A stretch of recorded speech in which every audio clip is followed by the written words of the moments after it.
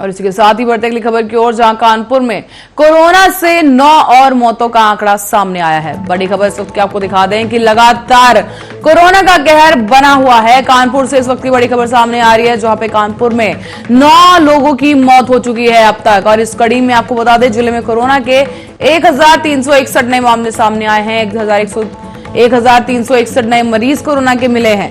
3 संक्रमितों की हैलेट में मौत हो गई है, हैलेट अस्पताल में मौत हो गई है, और 1 मरीज की रामा मेडिकल में मौत हो गई है। तो वहीं इसके साथ ही 15,090 पहुंच चुका है जिले में एक्टिव मरीजों की संख्या का आंकड़ा। और इसी बीच मरीजों की ताबड़तोड़, बता दें आपको, मौत हो गई है, मौत हो रही है, और मरीज जो है काफी समस्याओं का सामना करना पड़ रहा है। इलाज के अभाव में कई मरीजों ने अपना दम तोड़ा, तो कहीं ऑक्सीजन ना मिल पाने की वजह से कई मरीजों ने अपनी सांसें तोड़ दी हैं। बता दें, बड़ी खबर इस वक्त की आपको दिखा रहे हैं कि कानपुर में कोरोना का कहर लगातार बना हुआ है, और 3 संक्रमित हाल ही में हैलेट अस्पताल में जो है पाए गए हैं, और इसके साथ ही 1 मरीज की रामा मेडिकल में मौत हो गई है।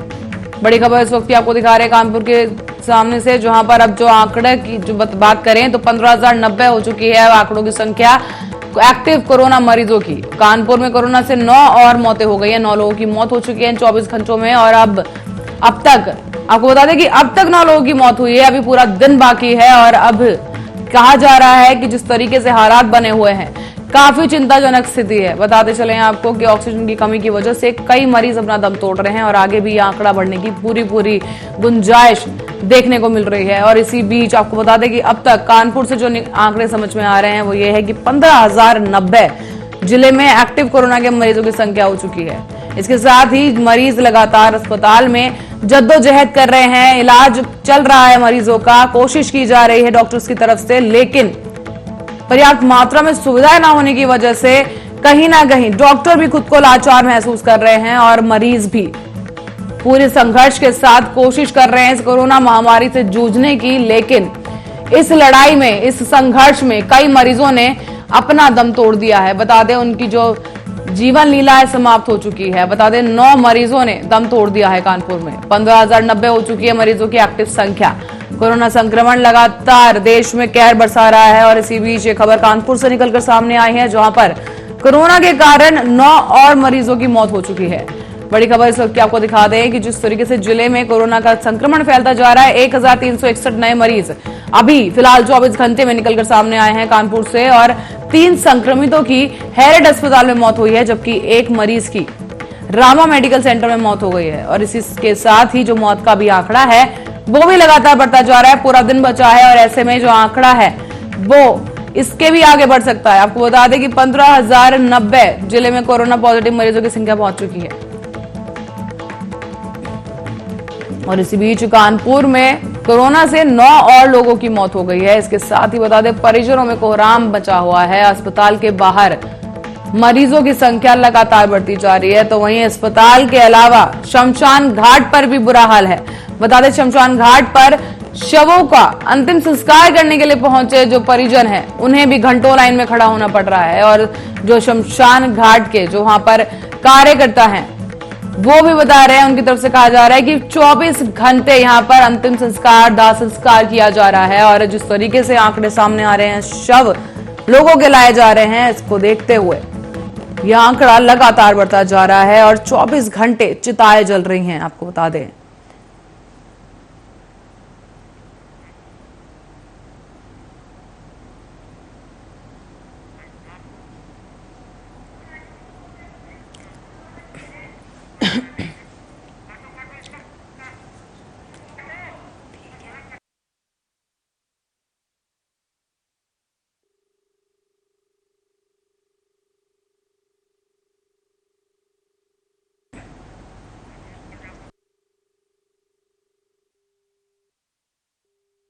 वहीं इस खबर पर ज्यादा जानकारी के लिए राजेश प्रजापति हमारे साथ मौजूद है, हमारे संवाददाता। राजेश, आपसे जानना चाहेंगे, उत्तर प्रदेश में हालात लगातार दिन ब दिन बदतर होते जा रहे हैं, प्रशासन की तरफ से क्या कुछ व्यवस्थाएं देखने को मिल रही हैं?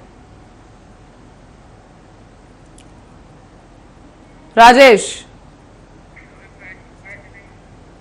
एक बार फिर से हम राजेश से संपर्क करने की कोशिश करेंगे, लेकिन इस बीच में अपने दर्शकों को बता दूं कि उत्तर प्रदेश में, बल्कि पूरे देश भर में जिस तरीके से कोरोना के आंकड़े दिन ब दिन सामने आ रहे हैं, वो ये बताने के लिए काफी हैं कि कोरोना संक्रमण लगातार अपना कहर बरसा रहा है और ऐसे में जरूरत है कि आप सतर्क रहें, अपने घर पर रहें और मास्क के बिना घर से बाहर बिल्कुल ना जाएं।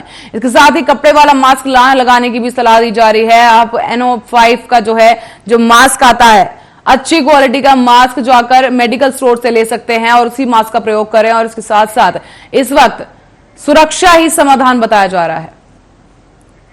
और वहीं एक बार फिर से राजेश हमारे संवाददाता हमारे साथ जुड़ चुके हैं। राजेश, आपसे जानना चाहेंगे, उत्तर प्रदेश में लगातार जो सुविधाएं हैं बेहाल होती जा रही हैं, क्या तस्वीरें देखने को मिल रही हैं? पल्लवी, आपको बता दूं मैं कि जो पूरा उत्तर प्रदेश का हाल है, हालांकि मुख्यमंत्री ने गाइडलाइन भी दी है और सभी जिले के अधिकारियों को भी ये गाइडलाइन दी है कि आप जितनी लोगों के बीच में जाकर ये सारी लोगों को बताएं सुरक्षा कैसे करनी है, क्योंकि जो कोविड-19 की जो भी जानकारियां हैं लोगों तक पहुंचाने के लिए ये सारी बातें बताई गई हैं।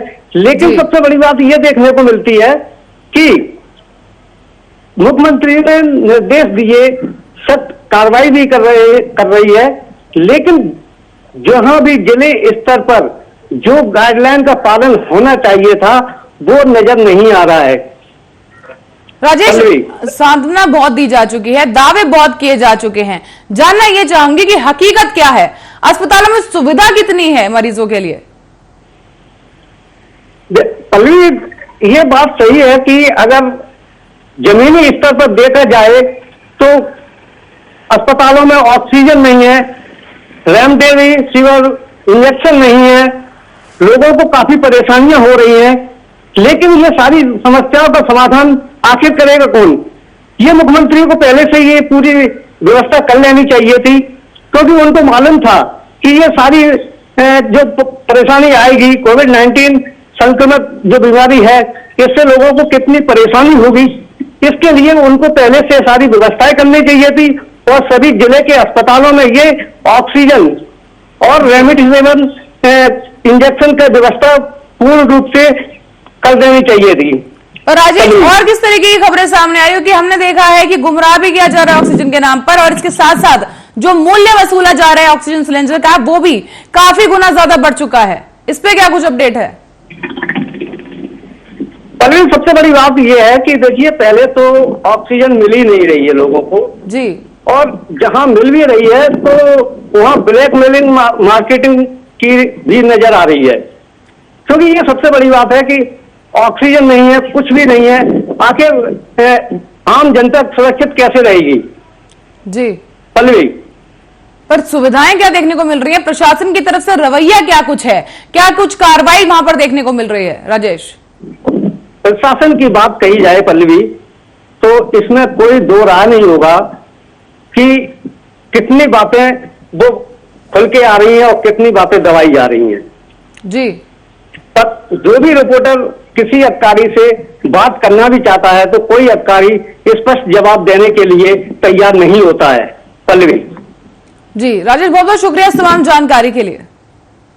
दर्शकों को बता दें कि एक बार फिर से कोरोना संक्रमण अपना पैर पसार चुका है देश भर में और लगातार आंकड़े बढ़ते ही जा रहे हैं। कोरोना एक्टिव मरीजों की संख्या में भी इजाफा लगातार देखा जा रहा है। और इसके साथ साथ आपको बता दें, उत्तर प्रदेश का नाम भी अब उन राज्यों में शामिल हो गया है जहां पे कोरोना के सबसे ज्यादा एक्टिव केसेस देखने को मिल रहे हैं। इस कड़ी में, इस सूची में सबसे पहले नाम महाराष्ट्र का था, लेकिन अब उत्तर प्रदेश में भी लगातार ऐसे मामले सामने आ रहे हैं। तो वहीं किशन शुक्ला हमारे संवाददाता हमारे साथ जुड़ चुके हैं जानकारी के साथ। किशन, आपसे जानना चाहेंगे कि वहां पर अस्पतालों में किस तरीके की सुविधाएं देखने को मिल रही हैं?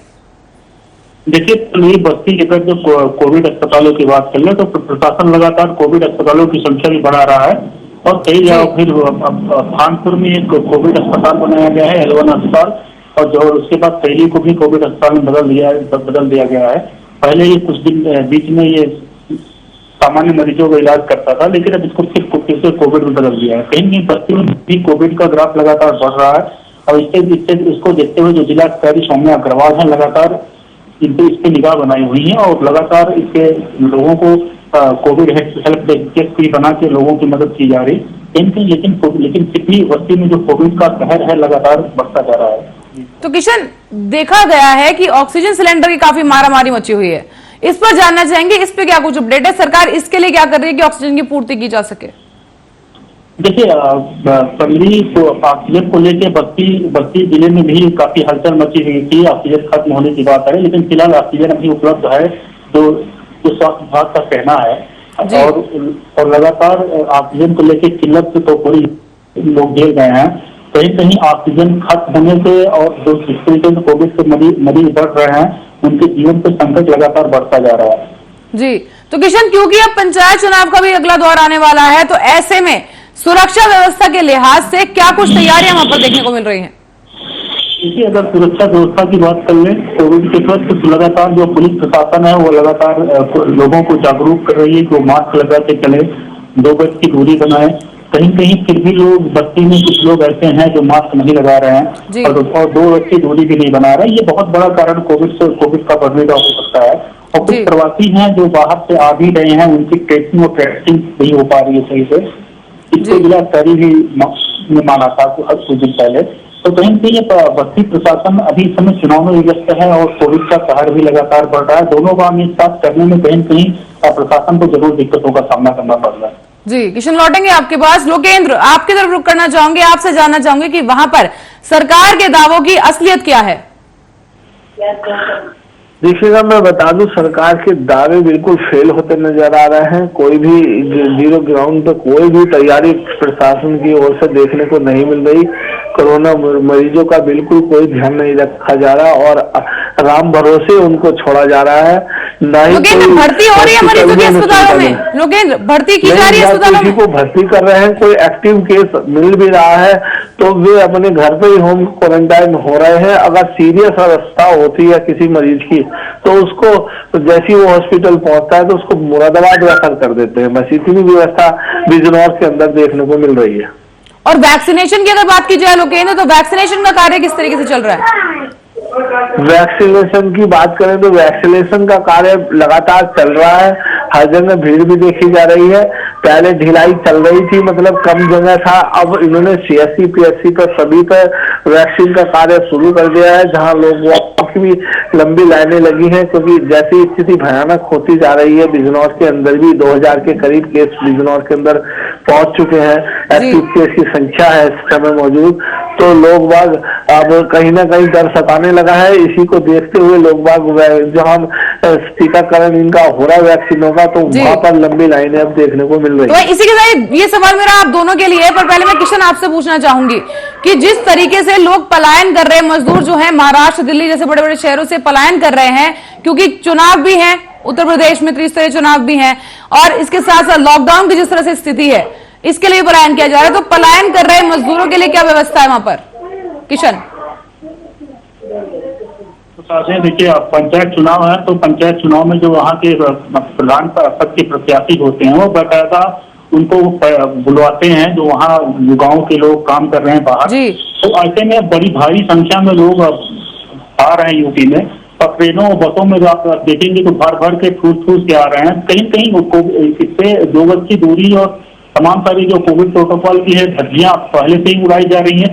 और यही मुख्य कारण बन रहा है जो कोविड का लगातार ग्राफ बढ़ रहा है। तो कहीं ऐसे में व्यवस्था क्या है? पंचायत चुनाव इस बढ़ते हुए कोविड महामारी के बीच कराई जा रही है। तो कहीं कहीं देखिए, जिस तरीके से भीड़ भाड़ और एक पंचायत चुनाव को लेकर इकट्ठा हो रहे हैं, इसके चलते लगातार कोविड का ग्राफ बढ़ता जा रहा है। और कहीं कहीं जिला प्रशासन के लिए भी बहुत बड़ी मुश्किल खड़ी हो गई है, क्योंकि देखिए एक साथ पंचायत चुनाव कराना और कोविड के प्रति लोगों को जागरूक करना। लेकिन किशन, जिस तरीके से कहा जा रहा था कि आइसोलेशन केंद्र, किशन कहा जा रहा था आइसोलेशन केंद्र बनाए जाएंगे जो पलायन करके आ रहे हैं मजदूर, तो उनकी कैसी व्यवस्था है? आइसोलेशन केंद्र पर क्या हाल है? देखिए पल्लवी, ये क्यों धरातल पे ऐसा कुछ नहीं है, ये तो केवल कहने वाली बात है राज्यों में। आइसोलेशन की बात कर लें, देखिए पहले जब लॉकडाउन था 1 वर्ष पूर्व में, तो ऐसी स्थिति थी कि लोगों को बाहर से आने वालों को स्कूलों में क्वारंटाइन किया जाता था, उनको बाकायदा प्रशासन टेस्टिंग करता था। लेकिन अब ऐसा कुछ धरातल पे नहीं है। लोग आते हैं बिल्कुल बसों में ठूस के भरते और उसके बाद घर पे उतर जाते हैं और सीधे रुक करेंगे। लोकेंद्र, आपसे जानना चाहूंगी वहां किस तरह की हकीकत देखने को मिल रही है? आइसोलेशन सेंटर का क्या हाल है? मैं बता दूं, आज अभी बिजनौर के अंदर कोई सेंटर बनाए नहीं गए, ना ही अभी जो मजदूर वहां से पलायन कर रहे हैं बाहर से, तो वे अभी बसों के द्वारा पहुंच रहे हैं। तो वे अपने, क्योंकि हमारे यहाँ बसें उसे सब चल रही हैं वे सुचारू रूप से, तो वे अपने घर पर पहुंच रहे हैं जल्दी से जल्द, क्योंकि अब हर जगह से लोग बाग अपना पहुंचना शुरू हो गए हैं। लेकिन प्रशासन की ओर से उनका कोई चेकअप वुकअप कहीं कोई बॉर्डर पर नहीं रखा गया, जिससे एक विस्फोट और भी होने की उम्मीद है कोरोना का। अगर यही हाल रहा तो अगर चेकअप करते तो उसको वहीं रोक लिया जाता और उसका इलाज होता, तो वो गांव में जाकर ना ही फैलाता। लेकिन कोई रोकथाम नहीं है, सीधे डायरेक्ट वे अपने घर पहुंच रहे हैं। चलिए, लोकेंद्र और किशन को बहुत बहुत शुक्रिया हमारे तक ये जानकारी पहुंचाने के लिए। और उत्तर प्रदेश में जिस तरीके से हालात बने हुए हैं, ऐसे में यही सुझाव दिया जा रहा है कि अपने घर पर ही रहें और बाहर ना निकले। और इसी के साथ ही फिलहाल के लिए बस इतना ही। देश और दुनिया की तमाम खबरों के लिए देखते रहिए आर्या न्यूज।